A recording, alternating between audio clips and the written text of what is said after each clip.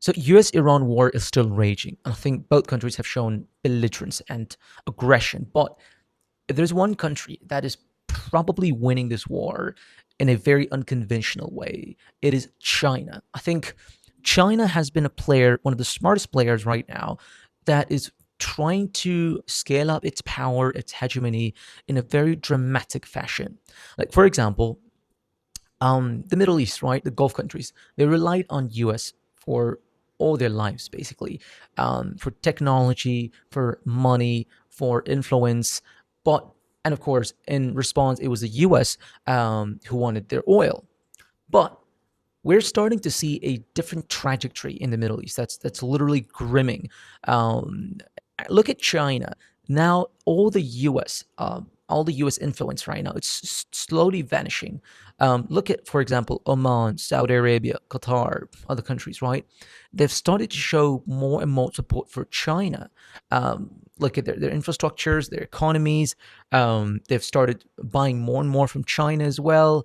I think we're starting to see a very balanced relationship between, China, U.S. Basically the Middle East dependency is slightly and slowly vanishing from U.S. to China, and that is a sign that actually China wanted. China wanted these countries to slowly tilt their gears into China, and obviously China also relies on them, but right now, if you look at the last 2 to 3 months, even this war has been absolutely unstoppable. China was able to save its economy. Um, I mean, they weren't in a desperate situation. Like their oil, mostly they import oil from Saudi Arabia, from all the Gulf countries. But they had actually reserved, they had saved, I think, some of the biggest of the compounds, filled with oil reserves. And then they also electrified their economy. Basically, if you look at the clean energy, they've completely mastered that with almost 90% of their exports. Now, if you look at lithium batteries, if you look at winds and solar panels, I think they produce almost 90% of them. So that just shows that China is now becoming more and more independent in its energy sector. And I think that is something that is probably driving US crazy, since China now holds 90% of the world's rare earths. And by the way, its refining process is the most daunting, and that's probably why I think China is one of the smartest countries to do so. So, so I think we're seeing that Middle East is, I mean, their dependence on the US, I think it's slightly cracking, and we're seeing that they are trying to put their baskets in China, in the Chinese territory. So that's a pretty welcome change right now. Another thing that is, I think, really impacting this war is that US is still showing aggression, even though they can't control the countries that they want to. I mean, in the last three months, they've been trying to dismantle Iran, right? And they couldn't do so. So that just shows that the American way of installing democracies and trying to provoke war, China is completely opposite of that. They're trying to do it in a very sustainable, in a very spectacular fashion. They go for investments. They go for building plants. Look at their BRI.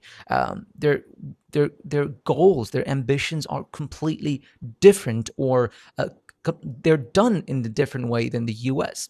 And I think that is something that the US is so worried about. And that's why my analysis is that I think China is quietly winning this war. So I don't know for how long will it pursue, and for how long will it continue like this, but I do think that the U.S. belligerence is, I think, slowly fading away, and it's also, we're seeing that their friends, their allies in the Europe, in other countries, in Japan, other countries, I think they've slightly showed that exhaustion as well. Um, you know, and if, by the way, if you don't have allies right now, I'm talking about the US, then I don't think you can really pose that significant power, right? Like, for example, when Japan, when they were trying to, when they were, For example, when Japan had a little dispute over the water, in 2010 with China, China actually stopped rare earths exports to China, to Japan.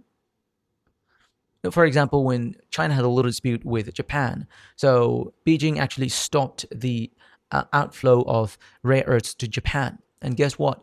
It completely dismantled their sector, and Japan had to look into something else. So what they did is they went into Australia. They found those minerals, but then they needed companies from France to actually do the refining process. And they also needed technology from the US. And also in Malaysia, there are different industries that actually provides this help. So you see, it's almost like 4 or 5 different countries coming together and then trying to solve and come up with something staggering. But in the case of US has been slightly exhausting its foes, and that's probably why um, everybody's just not happy with the US. So, in broader picture, again, China is dominating the sphere. They're doing it in a very systematic way. So, thank you so much, and I'll see you in another video.